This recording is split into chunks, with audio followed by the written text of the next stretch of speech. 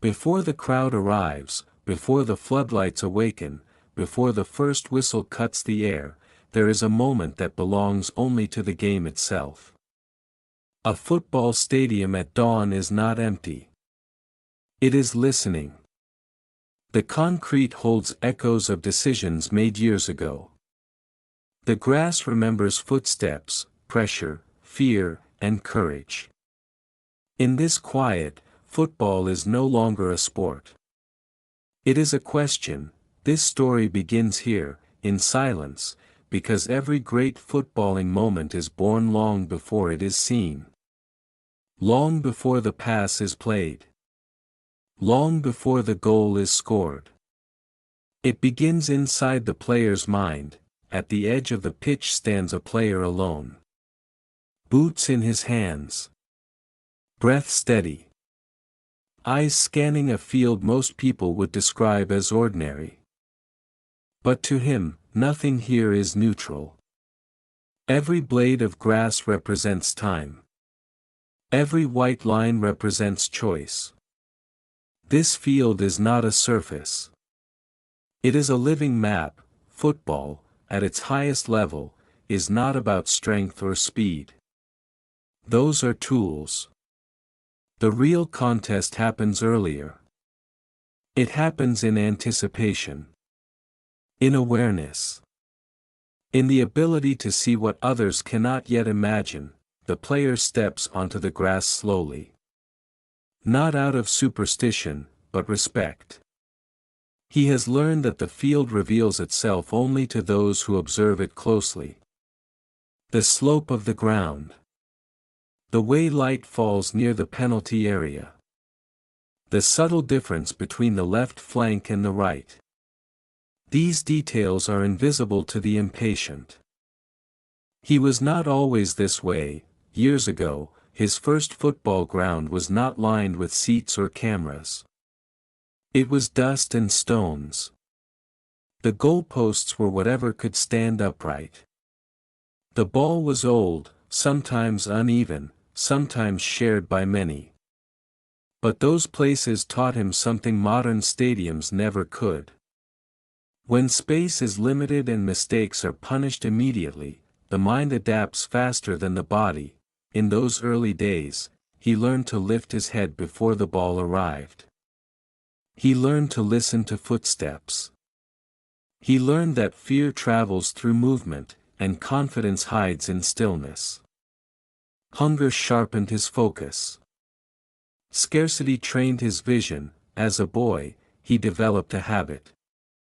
Before receiving the ball, he glanced left. Then right. Sometimes behind. Coaches called it hesitation. Teammates asked him to move faster. But what they mistook for delay was actually preparation. The game was already unfolding in his head. This habit would become his foundation, because football does not reward the fastest runner. It rewards the earliest thinker. As the sun rises higher, the stadium begins to wake. Groundskeepers move quietly. Distant voices echo. Somewhere, a door closes. The day is beginning. And soon, the silence will disappear. The team arrives together. Bags drop onto the concrete. Laughter cuts through the still air. Music plays softly from a speaker. These rituals matter. They are anchors. They remind players that football is both individual and collective. Each player prepares differently. Some stretch in silence. Some joke loudly. Some stare into nothing. Beneath these differences lies the same truth. Every player carries uncertainty. Every player negotiates with doubt. The greatest challenge is not removing fear, but organizing it. The coach gathers them near the halfway line. He does not begin with formations or tactics. He begins with language. Space, he says, pointing across the pitch. This is our real opponent. He explains how space becomes time. How time becomes freedom. How freedom creates control. The players listen, some nodding, some absorbing, some pretending. But the message is clear. The game will not be won by chasing the ball. It will be won by understanding where the ball wants to go. Training begins simply. Short passes. Movement. Return. But simplicity exposes truth. Those who scan before receiving the ball move cleanly. Those who don't are rushed, trapped, forced into mistakes. The ball, more than any coach, reveals the state of the mind. Our player moves quietly through the drill. He rarely needs more than 2 touches. Not because he is careless, but because his decisions are already made. He understands that control is not about holding the ball. It is about releasing it at the right moment. He remembers his first professional match. The noise had been overwhelming. The crowd felt like a physical force. His legs were light. His thoughts were heavy. He lost the ball early and felt the weight of expectation press down on him. For a moment, he wanted to disappear. Then something changed. He stopped fighting the noise and allowed it to exist. He stopped trying to prove himself. He began to observe. The field, once chaotic, began to slow. Not because the opponents moved slower, but because his perception accelerated. This was the moment he learned the difference between playing football and reading it. Great players do not react. They anticipate. As training intensifies, patterns emerge. Pressing triggers. Passing triangles.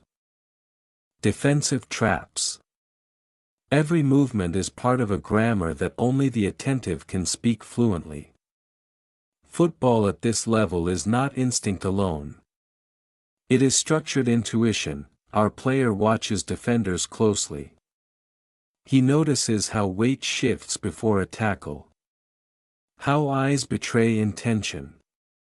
A defender who leans early fears pace. One who stays upright fears the pass behind. One who glances sideways has already lost control of space. Every opponent tells a story.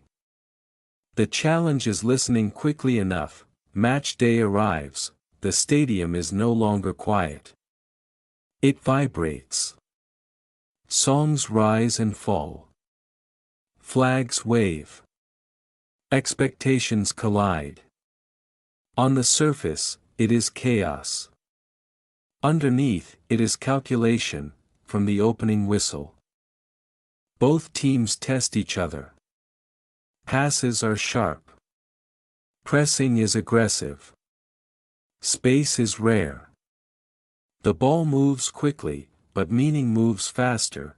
Our player positions himself not where the ball is, but where it will be. He drops deeper to draw pressure. He drifts wider to stretch shape.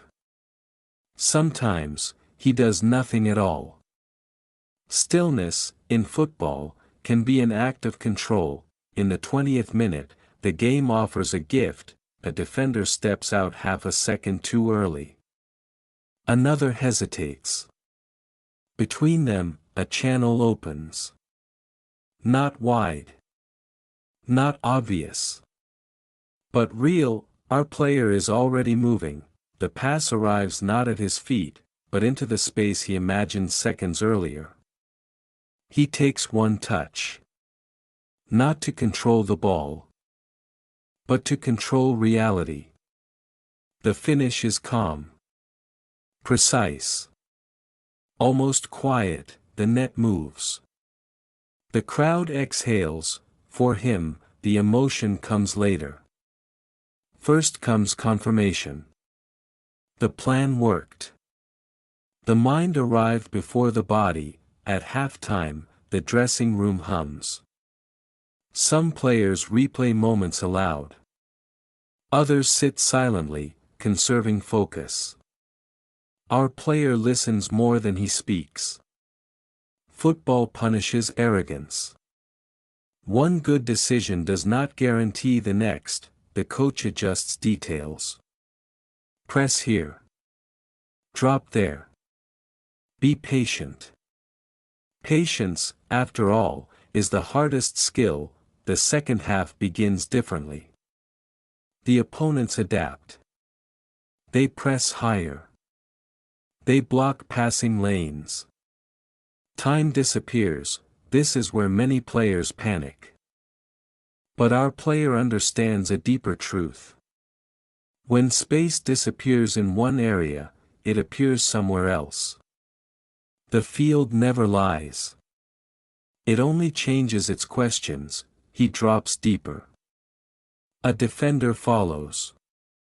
A teammate runs beyond. Another fills the gap. The shape bends. Then breaks. The second goal is not spectacular.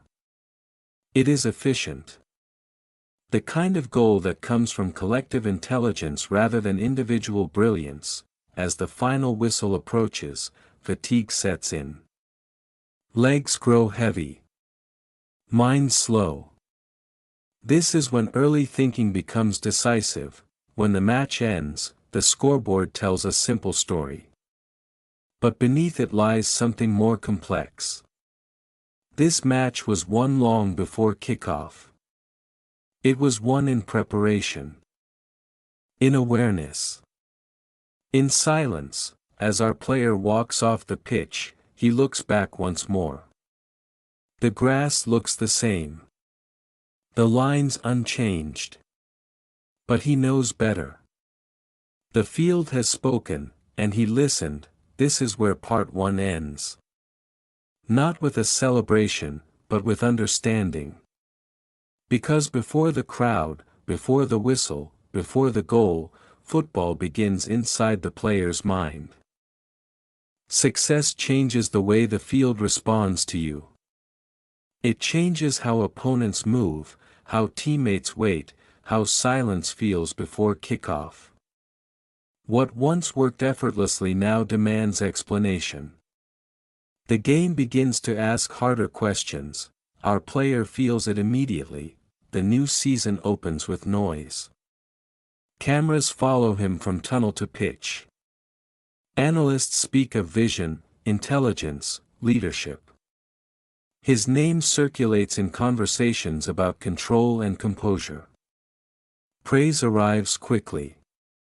Growth does not. Opponents no longer react to him.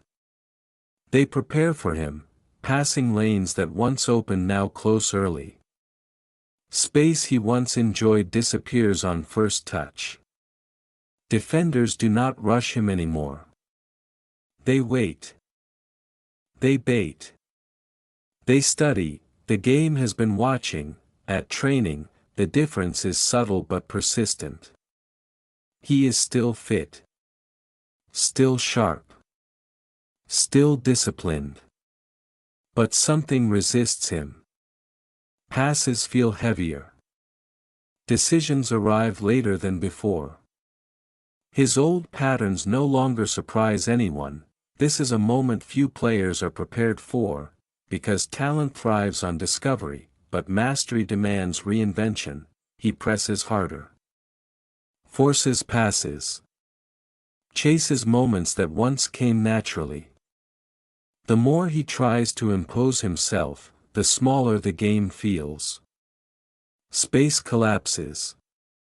Frustration grows. Football punishes insistence. A veteran teammate notices before anyone else. Not in statistics. In posture. In timing. You're trying to be who you were, the veteran says quietly after training. The game wants who you can become. The sentence lands heavier than criticism. Because it is true, that night, the player stays late. The stadium is empty again. Lights hum softly. He sits alone and watches footage, not of himself scoring, but of himself struggling. He studies where he receives the ball. When he looks up. When he doesn't, he realizes something uncomfortable. He has been thinking slower, not because he is weaker, but because he is familiar. Familiarity dulls urgency. Comfort delays curiosity, so he begins again, not by running more. Not by lifting heavier. But by watching differently. He studies matches without focusing on the ball. He observes midfielders who control games with silence. Defenders who manipulate space by refusing to step out. Attackers who create danger by standing still. Movement, he learns, is not always physical, sometimes it is psychological. He simplifies his game. Fewer touches. Earlier passes. Longer pauses between actions. He stops trying to dominate moments and starts shaping them. The game responds slowly, cautiously, like a language testing whether he still remembers its grammar. In matches, his influence becomes quieter. Critics question him. Statistics flatten. Highlights disappear. But something underneath stabilizes, control returns. In one crucial match, with the season balanced on a thin line, he plays an anonymous first half. No shots.